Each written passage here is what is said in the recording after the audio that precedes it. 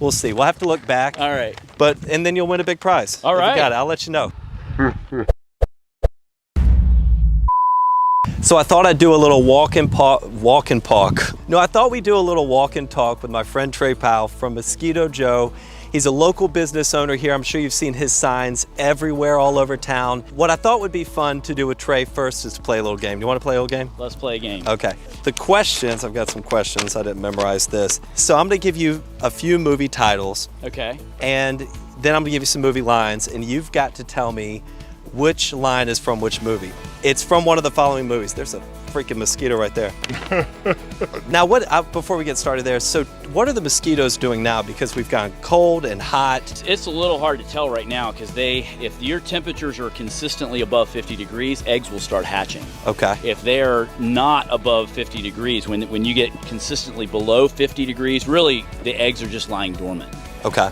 So you got to get consistently above 50 degrees at this time of year. But I mean, man, it was like 75 yesterday. Yeah. It's 71 today.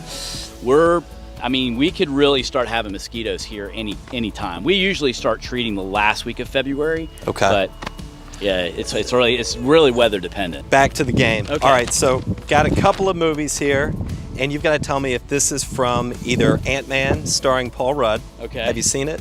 I think I've seen parts of it. B-movie starring Jerry Seinfeld. Okay. Or the 1986 classic The Fly. Have you seen that one? That's been a long time. So after I say each quote, you'll have 30 seconds. Okay. You have to get 3 out of 4. I'll give you 4 movie lines. You just say Ant-Man, B-movie, or The Fly. Okay. Are you ready? All right. Can we put 30 seconds on the clock? You got a clock?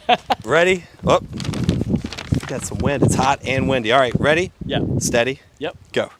We demand an end to the glorification of the bears, nothing more than a vicious, smelly, ear-tempered, big-headed stink machine. I believe we all know what they do in the woods. Is that B-movie, The Fly, or Ant-Man? B-movie. B-movie, good. Anyone see a southern gentleman carrying a building? Ant-movie, B-movie, or Fly? Say it again?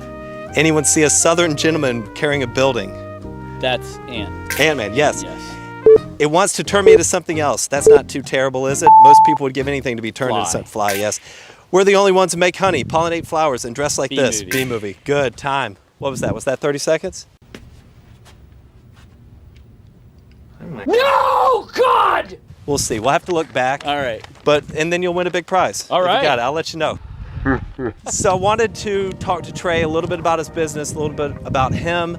Can you tell us a little bit, so you're a franchise owner in Lexington, Yeah. a little bit about that, where you started, how long you've been in Lexington? So we've been in business for this is our 6th year going in. I started in Mosquito Joe. I was actually looking for a franchise back in 2014, and I looked at a bunch of different things, and somebody called me, it was an old friend, and said, Trey, you should try Mosquito Joe. And I kind of laughed at her and said, thanks, but no thanks. I said, I don't think I can get excited about pest control. I was like, but if you can kill bugs, come on over, because I got a lot of bugs. And so she said, hey, we just sold a franchise in Columbia.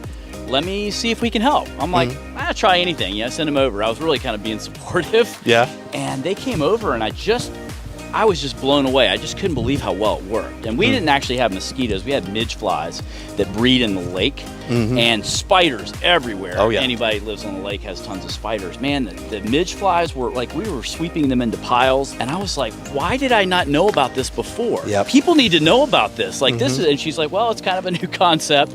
And I was like, holy cow. I was like, tell me more about this franchise. Like, this is amazing. I think I signed 4 of my neighbors up that same week, with the other franchisee. And it was like 30 days later, we bought the franchise. We actually moved from Northeast Columbia over to Lexington. The rest is history, yeah. Well, I remember growing up in Lexington, and the town would drive those big trucks through, spraying and I lived near Gibson Pond, so you'd think about going outside and you get bit by a mosquito. Sure. Do they still do that? Is that still part of the treatment? It is.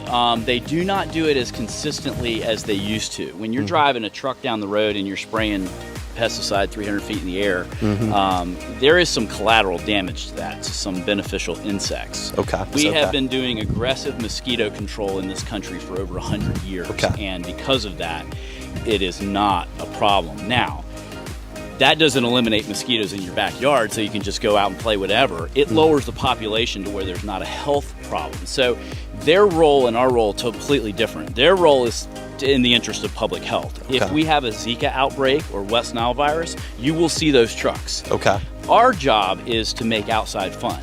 You have a pool, you have a backyard, you have a patio, you like to garden, you just like to enjoy the outdoors. It's hard to do that when the mosquitoes are around. Absolutely. I can tell you firsthand, our lake house, I mean, the first couple of weeks we had it and we didn't have treatment, it was just unbearable to go outside. The mosquitoes that we have, the species that we have, there's like 3,000 species, but the species we have, the Aedes aegypti mosquito, they do not travel very far. They are container breeders, which 90% of the time they're breeding in a man-made container. Okay. So if you are getting bit by mosquitoes here in Columbia, South Carolina, I can guarantee you that there is standing water really close by, usually within 10 feet. So if a customer can tell me where they're getting bit, I can usually find that water really quickly.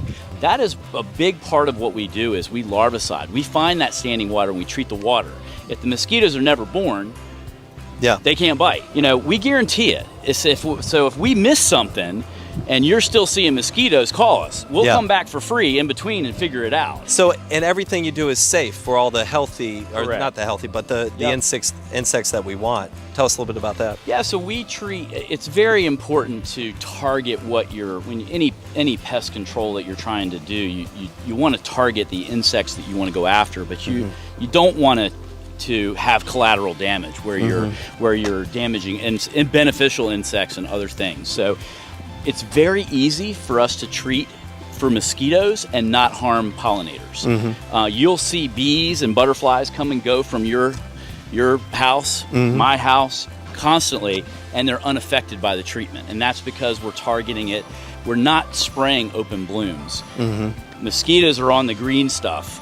The bees are going to be fluttering into the open blooms and going back out. So it's not hard to target them if you have trained technicians that know what they're doing. How I met Trey is through a BNI networking group that we're both a part of. It's called RRG. And one thing I get a lot of questions about from people is, tell me more about this networking group. How does it work? Where do they meet? How many of them are there? Can I be a part of it? So I know BNI has been a huge part of my business, and it's really one of my favorite things I do is being involved in this networking group. We now have 129 members. Yeah, we are. I think we're going to hit 130 this week. So. That's crazy. And we are one of the largest in the nation, and that's how we met. The largest. The largest in the nation. Yeah, one of the largest in the world. Third in the world. Out of 9,000. That's crazy. 9,000 groups. But really what this group is all about is helping each other grow, connecting each other with referrals, supporting each other, and learning from each other. So just tell us a little bit, how long have you been in BNI? Now you're the president of the chapter. I am this year. So this is actually my third year in BNI. And I love the concept because our number one source of customers is referrals. And no matter how much advertising we do, it's still our number one source. And I love those customers because they're coming from somebody who really already knows our product and service and so forth. Well, BNI basically just facilitates that process with business people. And I run into people all the time that want to sell their house or looking to buy a house, and I've got a guy. I don't even have a guy, I got the guy. We have a network of people that can help. And so it's me helping them, they help me in return. Absolutely. And what's really great about it is you see these people each week. So everybody's got to stand up each week, be held accountable to each other. You know, what I love about it, when I got started in real estate, I would try to find all these contacts and recommendations, but you know, some recommendations can be like, you know, they just don't work out, and then it really spoils your relationship. Then people tend not to trust when you send them a referral. But this group, you know, they're really focused on making sure we have the right people in the room and they're taking care of people, doing the right thing. For you, and being a franchise owner, I know you've done a lot of different things. What would you say to people who are maybe business people looking for an opportunity or looking to get into a franchise? How have you liked the franchise setup? I love the franchise world. I've been in the franchise world now for 20 years with other brands. I've been an entrepreneur, I guess, since self-employed since I was 17. So I like being self-employed. However, structure is important. And I work well with structure, and some people do not. So not everybody's cut out for franchising. I mean, you have to be able to follow instruction. But a franchise has basically figured out a system of doing business and then you just come in and you just implement that system of doing business. So I know you're really involved in the community, and right now you're involved in a fundraiser. Can you tell us a little bit about that? Yeah, that's my 2020 vision this year. Is we have partnered with Make-A-Wish Foundation, and if you're unfamiliar, Make-A-Wish Foundation, they grant once in a lifetime wishes to children that are critically ill. Most of them have childhood cancer, but a little girl I met last week, she's had 3 open heart surgeries. And this cute little girl, oh my gosh, like she looks like one of my daughters. Yeah. And they basically meet them at the hospital bed, and they say, anything in the world that you want, you can have it. You want to go on a plane, you want to go to Hawaii, you want to go to Disney World. A lot of them want to go to Disney World. And they say, absolutely. They say, you get a little better, and we're going to send you and your whole family. And they get so excited. And what it does is it gives them hope. Yeah. And hope is probably one of the best things they could have as far as helping them to heal and get better. And so that's what Make-A-Wish does. And so we have put a team together to raise, my original goal was $50,000, but now we're at somewhere between $75,000 and $100,000 that our goal is to raise. And we're not quite, I mean, we just got started. We're about 16% there, but it's just been a great ride. There's 100 kids today sitting in hospital beds that we've committed to make wishes that they haven't raised the money for yet. So and what's great is they are local. This is a South Carolina just charity. In South Carolina, there's 100 kids. You know, and all of our money goes right to Make-A-Wish South Carolina. And to our goal is by May 1st to clean that list. To have that list completely gone. And to do that, we need a lot of help. I just want to thank you so much for doing this, Trey. I really appreciate it. Thanks for having me. Enjoyed talking with you. Enjoyed it.